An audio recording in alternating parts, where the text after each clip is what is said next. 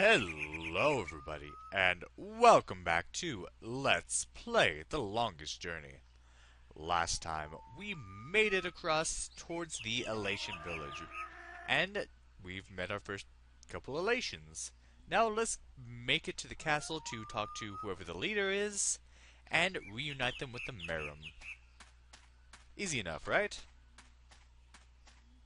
They won't make us do anything convoluted, will they? Of course they won't. Hello, little Elation child. It's a little Elation girl. Aw.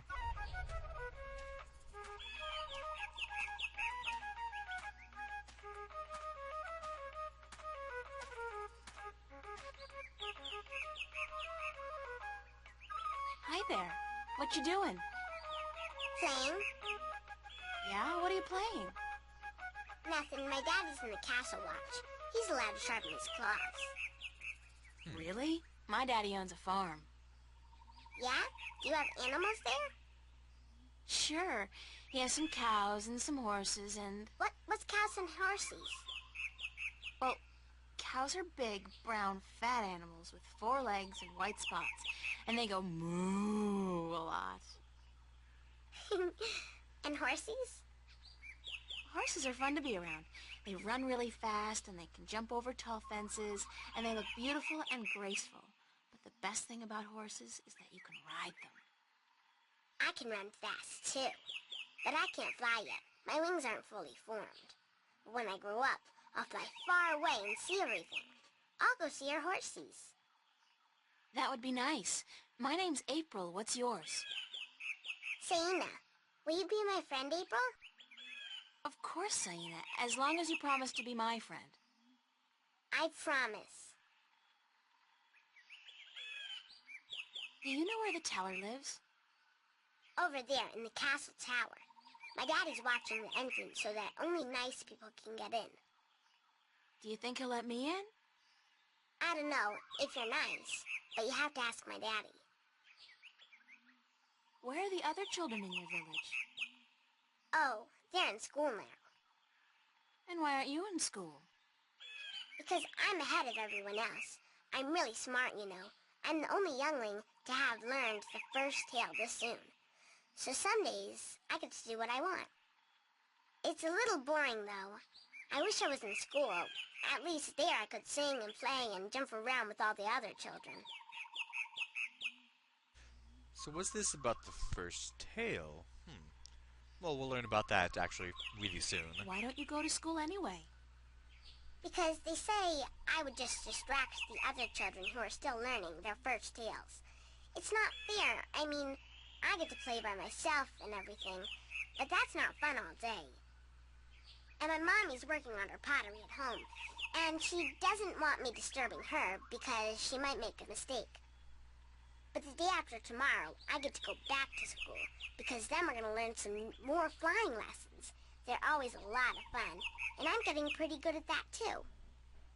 I bet. I wish I had wings like you do. Yes, they're very good to have when you fly. Have fun, Saina. Are you leaving? Yes, I'm sorry, but there are some things I have to do. Grown-ups are always too busy. Ain't that the truth? Anyway, yeah, like I said before, the Elation are extremely calm for having a freaking human among them, when humans are really not allowed to be among them. It's a nest. They don't all seem to live in nests, though. There are quite a few inhabited buildings in this village. But it does look like those nests that we saw in that big cave. Anyway, let's talk to the castle watch. Why is he perched on top of that pillar? That's a good question. Let's ask him. Skip, skip. Halt! Who would visit the teller? I'll just say it. I'm the Windbringer. The Windbringer? You are not the Windbringer. Are you? I am. How else would I have been able to get up here? I am the Windbringer. If so, you must prove that you are of the Elation. Oh, come on. There are 4 tales from the 4 corners of the world that you must know by heart. They are the tale of winds, the tale of stars, the tale of sea, and the tale of homecoming. I will ask you one question from each tale. and you must answer each correctly, or you cannot be the Windbringer. Are you ready?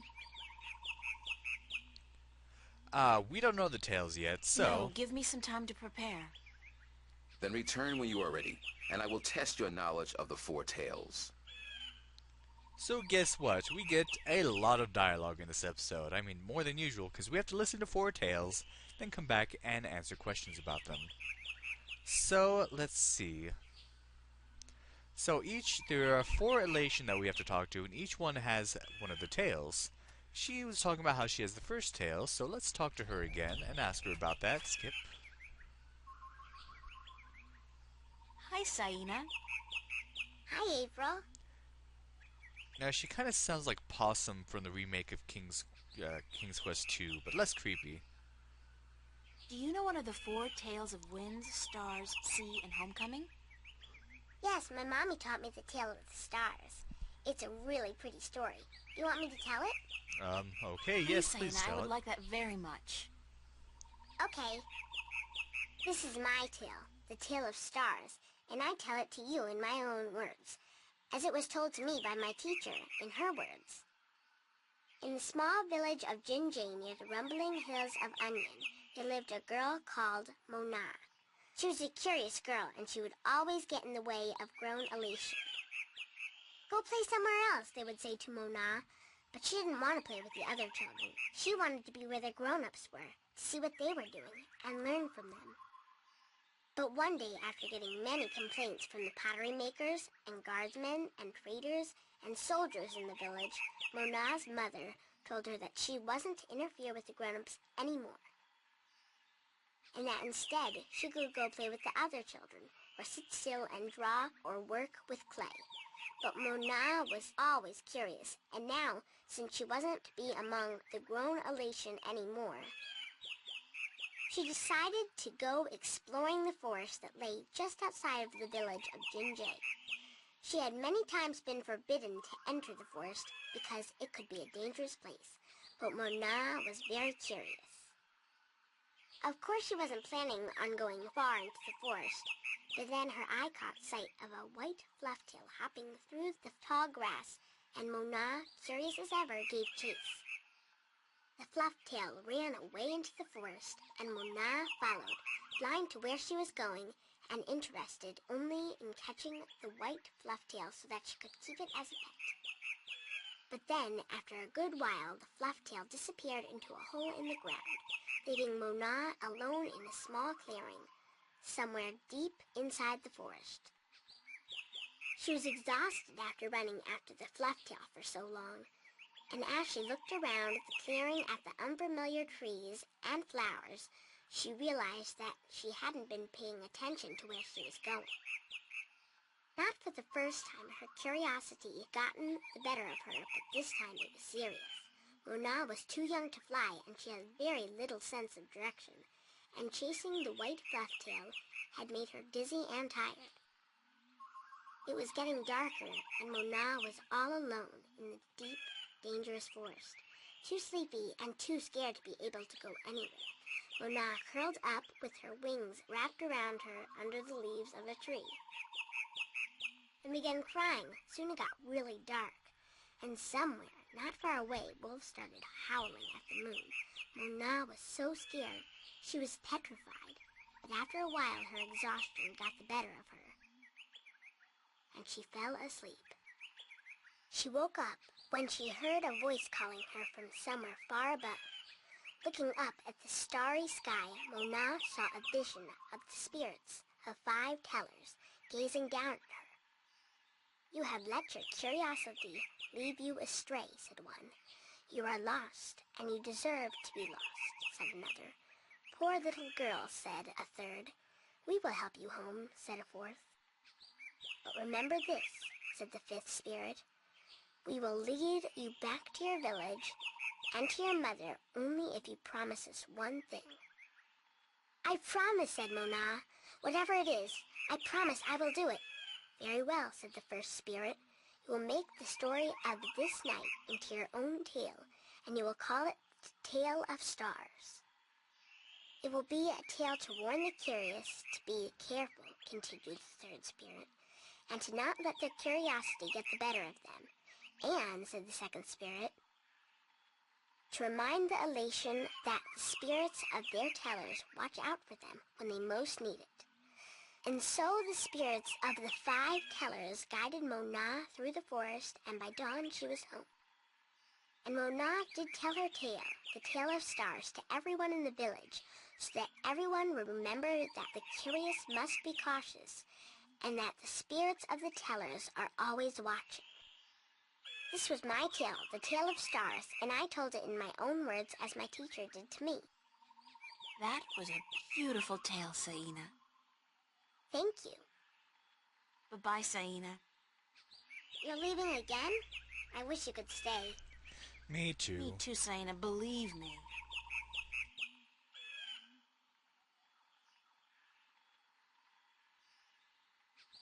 Okay.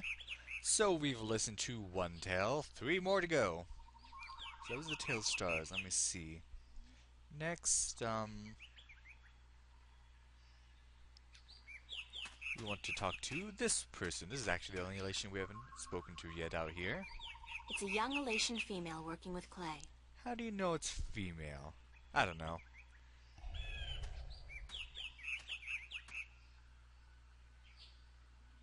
Be careful, don't come too close. I'm almost done with this Oh, pot. that must be her mother. Sorry. Are you here to buy pottery? I didn't think traders were allowed up here. No, I came to speak with your teller.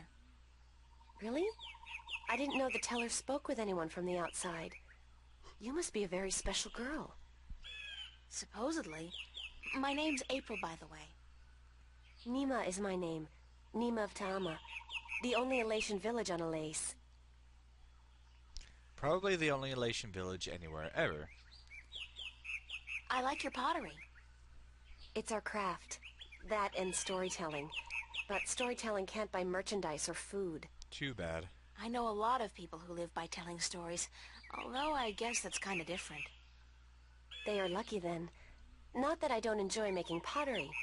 It's good to feel the wet clay between my claws, to shape it into whatever I wish. It's almost like creating a new life, I think. I don't have a husband yet, so I haven't tried. Oh. Have you? Do you have a husband and children? Neither, thank God. I don't think I'm ready for that yet. I was 18 turnings this spring. I'm ready for a husband, but I've yet to court anyone who could make me soar on the winds. I think the men of Ta'ama are dull and timid. Aw. What about the guard on the road below the village? He's our age, isn't he? Isan? He's quite pretty, and his wings are big, but I don't think he likes me. He never looks at me or talks to me. That doesn't mean anything. He could just be shy. Maybe you could talk to him, find out who he likes, but don't say I sent you. Sure, I can do that. Thank you, April. As if we didn't have enough to do already. Anyway, I guess it's not her mother, so I guess pot making is a popular line of work here in the Elation village. Anyway, Do tale. you know one of the 4 tales of winds, stars, sea, and homecoming? I had to learn the tale of homecoming. It took a long time, but I think I got it now. I'm better with pottery than I am with the tales, unfortunately. Do you want to hear it? Please. Very well. This is the tale of homecoming, my tale, and I shall tell it in my own words, as told to me by my teacher, in her words, and by her teacher in turn. Moran was a handsome young Elation man with strong wings and a hardy beak. He lived below the white cliffs, where the water was salty and the fish plentiful. Moran was betrothed to Inara, the loveliest girl there ever was. She was fair and slender and tall, and her eyes were the clearest shade of blue. But Moran was hesitant to enter into union with Inara, to become her husband and to give her children. He would always come up with a new excuse for why they had to wait a little while longer. Now, Inara was skilled at pottery, but even more so with stories, and the teller of the village had many times asked Inara to be her apprentice, to learn all the tales, so that someday she could take over as the teller. But Inara refused, knowing that if she did accept the teller's offer, she would never be able to marry Moran, because a teller cannot have a husband nor children of her own. Her refusal to become the teller's apprentice was unheard of, because who could refuse such an honor? But to Inara, love was more important. Her love for Moran was beyond honor, beyond reason. But despite Inara's love, Moran was still hesitant. And then one day he told Inara, "I am traveling on a pilgrimage to the far shores. I will be gone for some time, and while I am traveling, and in accordance with our traditions, I will be freed from our betrothal. Not until I come back will the bond between us be renewed." It was not unusual for a young Elation man at that time to go on a pilgrimage, and the bond between the betrothed would often be cut while he was away, to be formed again upon his return. But Inara was heartbroken, because she had thought that Moran would soon want to marry her. When Moran saw her tears, he said to her, "Do not weep. When I come back, I promise I will marry you. Just wait for me, and stay with your pots, to make the time pass quickly." And then Moran left on his pilgrimage to the far shores. Many years went by, and Moran had exciting adventures on the far shores. But by and by, he began to long for home, and for Inara, and now he had finally realized that he loved her, and that he wanted to marry her. But when he returned, he could not find Inara amongst the pot makers. He went to visit her family, and they told him that, after waiting for many years, Inara accepted the teller's offer of apprenticeship. And that when the teller left on the last wind during the previous winter, Inara herself became the new teller. Angry, Moran made his way to the teller's nest, and when he saw Inara, he said to her, "You promised me you would wait." But Inara did not say a single word in answer. She just turned around and lifted something wrapped in leaves from the cot behind her and gave it to Moran. Moran unwrapped the package, and inside he found an old pot, cracked and broken in two. "What is this pot?" he asked. "And why did you not wait for me like I asked you to?" And finally Inara spoke, and she said to Moran, "I made this pot for you, my dear Moran, when you left, because I wanted it to be my marriage gift to you. But when many, many years passed, I finally realized that you did not love me the way I loved you, and to live hoping otherwise would be death." "But I want to marry you," cried Moran. "I came back." But Inara just nodded at the broken pot in Moran's hands and said, "Like an old pot that is left without care, a heart may break in two, and a broken heart can never be mended." And so Inara turned away, never to speak with Moran again, and Moran's heart, like the pot that was left untended, broke in two, because absence makes a heart brittle. This was the tale of homecoming, my tale, and I told it in my own words as told to me by my teacher, and as I will tell it to my student when the time comes. Thank you, Nima. You're welcome, April. It's funny how they say I tell it in my own words, even though they're telling it in the exact same words as everyone else. Anyway, it kind of reminds me of Knights of the Old Republic, how the Sand people had their tales that they would say in exact words in an exact order. Of course, theirs is a history more than just tales. Alright, so 2 down, 2 to go. So that old man that we passed before, let's see if he has a tale. Hey, you. Yeah, you. Do you know one of the 4 tales of Winds, Stars, Sea, and Homecoming? Mine is the tale of sea, human. Jeez, he was eager to get started. Would you mind telling it to me? I would be happy to do so. This is the tale of sea, told in my own words, as it was told to me by my teacher in his words, and to him by his teacher in his words. This was a very, very long time ago, when the Elation were a strong people, and we could spend days riding the hot winds above the seas. We hunted fish then, and we were at war with the Merum, the Wet-tails. Akalis was one of the strongest warriors there was. His claws were sharp and long, his beak pointy, and his teeth strong. Akalis was admired by everyone in his clan, and because of this, he was cocky and arrogant. So one day, the teller of Akalis city asked him to perform a very important and very special duty, to bring a sacred jewel to the teller of an Elation town across the sea. This particular jewel was very important because it signified a union between the two towns, and it would benefit the people of both that it was delivered safely and promptly. Akalis grinned and told the teller that he would deliver the jewel both quickly and safely, and that she was not to worry. But the teller did worry, because Akalis was young and too sure of himself. But she wanted to test him, and to teach him that sharp claws, a pointy beak, and strong teeth are not all a warrior needs, that a warrior must also be wise and careful. So Akalis set out across the sea on his flight. It was on the fourth day that he spotted something in the water that caught his attention, and forgetting his duty and following his curiosity, Akalis dived towards the water to investigate.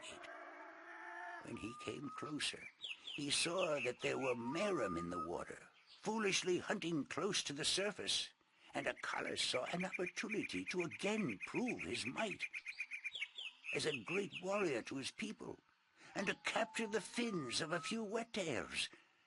But this time, Akalis' arrogance got the better of him, because the Merum had set a trap.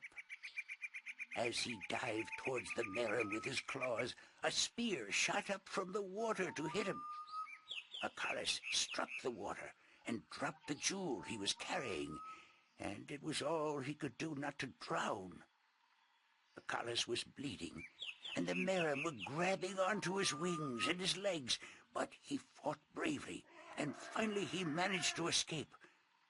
But even though he now lived, he was dead inside, because the shame of losing the sacred jewel would always be with him.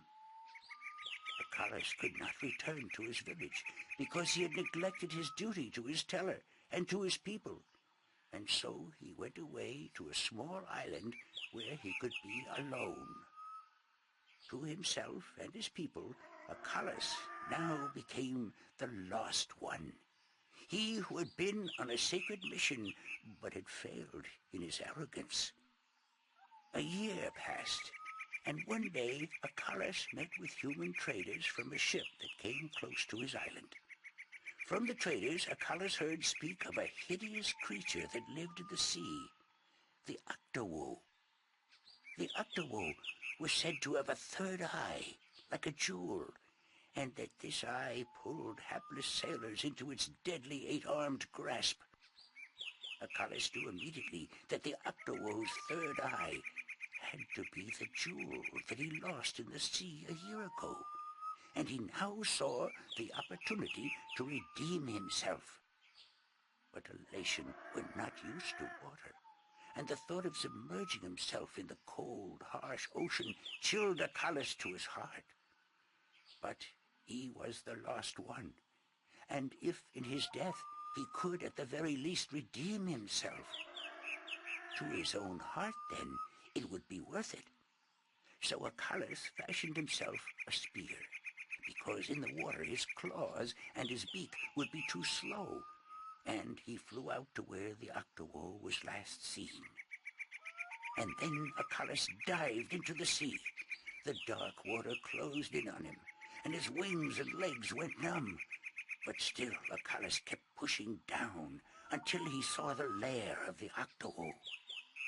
Spotting Akalis, the Octowoe attacked, and Akalis saw the monster's third eye, his sacred jewel, shining bright in the darkness, and his heart was filled with a sense of duty and courage that he had never felt before.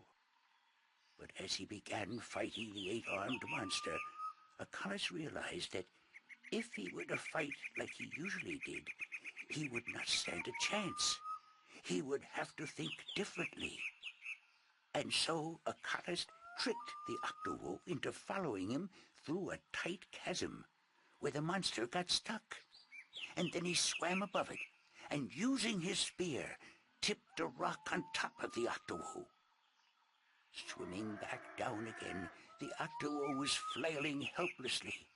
Now, almost out of air, Acalis took the sacred jewel from the Octowo's head and swam back up. Finally, Acalis could deliver the sacred jewel to the town across the sea. And upon returning to his village, he went to the teller, bowed his head, and said, "Forgive me, teller, for in my arrogance I thought I could do everything. But I could not, and I became the lost one because of it." "You were lost," said the teller, "but you are no more. Because now you see the limits of your own strength, and you will know that a warrior must be careful and wise, in addition to being strong and fierce." This was the tale of C, and I told it in my own words, as told to me by my teacher. Alright, 3 tales down, and wow, these are taking most of the video. But that's okay, we have 1 tale to go. Let's just get them all done in 1 video. And the last tale is actually from this guy.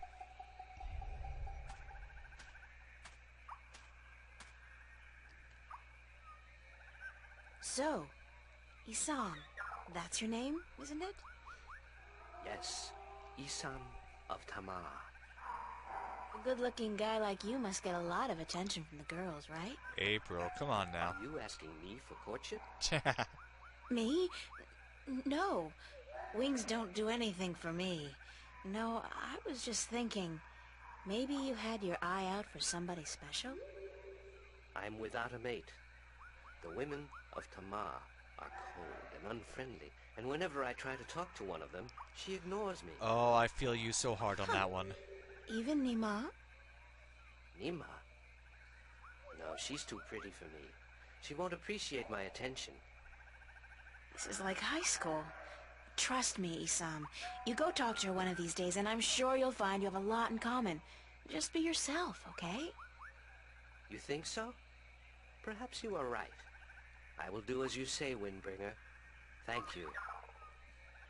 Alright, April Ryan, she is the 13th Guardian. She is the Water Stiller, the Windbringer, and the Water Stiller, and she's also a matchmaker. Girl of many talents. And what is she? She's also, what was it, the Bandu Imbata? Jeez, she has a lot of titles, doesn't she? Do you know one of the 4 tales of winds, stars, sea, and homecoming? Mine is the tale of winds, Windbringer. Do you wish to hear it? Very much. Then I shall tell it. This is the tale of winds, my tale, and I pledge to tell it in my own words, as told in turn by my teacher. In the village of Karan, in the mountains of tall winds, there lived a young Alatian woman named Iwana. Iwana had one desire above all others, to soar higher and farther than anyone else. And even though her wings were no broader, nor her body sleeker than anyone else's, she pursued this foolish desire without rest. And as time passed, she did soar higher, and she did fly farther than the other young Alatian in her village, and her name became known far and wide amongst the tribes of the mountains of tall winds. But still, Iwana was not happy. She was not happy because, in her vanity, even though she was a better flyer than almost everyone else, and to her eyes, she was still not good enough. She wanted to be so much better than anyone else that she would be remembered for all time as the best flyer amongst all the Alatian. And so one day, Iwana decided to climb to the top of Mount Bakta'ana, the Tower of Light, and to soar from those giddy heights to the ends of the world. Her friends and her family pleaded with her not to, because every Alatian knew that to soar from such heights was dangerous. That, At such heights, the air was thin, and the winds treacherous. But Iwana would not listen, and on a cold and clear morning she climbed up the Tower of Light to the rock and the ice at the very top. From there she could see to the ends of the world. And it brought tears to her eyes to know that now, finally, she would be greater and better than any elation before her. And so Iwana spread her wings and leaped off the mountain. Those who watched her from far below said that for a split moment Iwana soared, and she soared higher and farther than any elation before or since. But then the treacherous winds caught a hold of her, and the thin air made her plummet towards the ground, and to fall to her death amongst the rocks at the base of the mountain. In her vanity, Iwana could not see beyond her desire to be the very best. And vanity always stands to fall. That was the tale of winds, my tale, and I told it in my own words, as told to me in turn by my teacher. And luckily it was a very short tale. But wow, that took a half hour just to get all the tales and everything. Well, I did do a little bit of chatting as well.